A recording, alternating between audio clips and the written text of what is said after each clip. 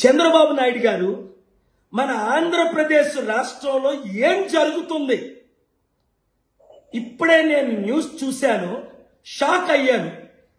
BTech student James ని తిరుపతి జిల్లా చంద్రగిరిలో నాయుడు ఎవరో గ్యాంగ్స్ రౌడీ సీటర్స్ ఎత్తికెళ్లి 2 రోజులు హోటల్లో ఉంచి చిదగబాది చంపేస్తుండగా ఎవరో కాపాడారట. ఏమైంది మీకు? మీ 50 సంవత్సరాల అనుభవం ఏమైంది? ప్రవీణ్ పగడాలని హత్యని చెప్తే యాక్సిడెంట్ గా పనికిమాల పోలీసులు సృష్టించారని కోట్ల మంది కోడై కూశారు. మీరు అందులో ఫెయిల్ అయిపోయారు. పవన్ కళ్యాణ్ ఊర్లో దళితుల్ని బహిష్కరిస్తే మీరు యాక్షన్ తీసుకోలేదు. ఇప్పుడు ఇది అంటే రోజుకొక అన్యాయం, అత్యాచారం, మానభంగం జరుగుతుంటే ఒక ముఖ్యమంత్రిగా మీకు నిద్ర ఎలాగొస్తుందండి?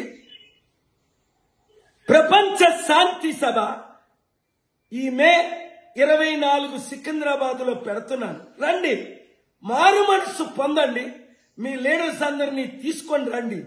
ఒకప్పుడు ఎంత మంచి పాలన చేశారండి మీరు, నా బ్లెస్సింగ్లు తీసుకొని. అప్పుడు డీజీపీ అండి జేవి రాముడు మీరే కదా అపాయింట్ చేశారు. కులాలకి మతాలకి ఎంత అద్భుతమైన సేవ చేశాడండి. అలాంటోడు ఒక్కడు దొరకలేదా? సురేంద్ర బాబుని విజయవాడలో ఐపీఎస్ ఆఫీసరు ఒక్కొక్కడికి కారిపోయేదే. 20-30 మందిని ఎన్కౌంటర్ ఒక్క రౌడీ సీట్లు లేకుండా చేసేసాడే. ఏమైంది మీకు? మీరే రౌడీ సీట్లకి బలం ఇచ్చి నడిపిస్తున్నారా అన్న ప్రశ్న బహుజనుల్లో అనుమానం తీసుకొస్తుంది. మార్పు చెందండి.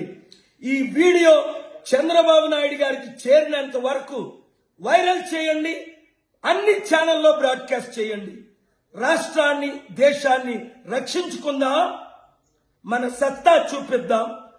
తిరుపతి కమిషనర్ పోలీస్ కి నేను వార్నింగ్ ఇస్తున్నా, అర్జెంట్ గా వాళ్ళందరి మీద చర్యలు తీసుకోండి, లేదా నేను మీ మీద, డీజీపీ మీద నేను చర్యలు తీసుకుంటాను.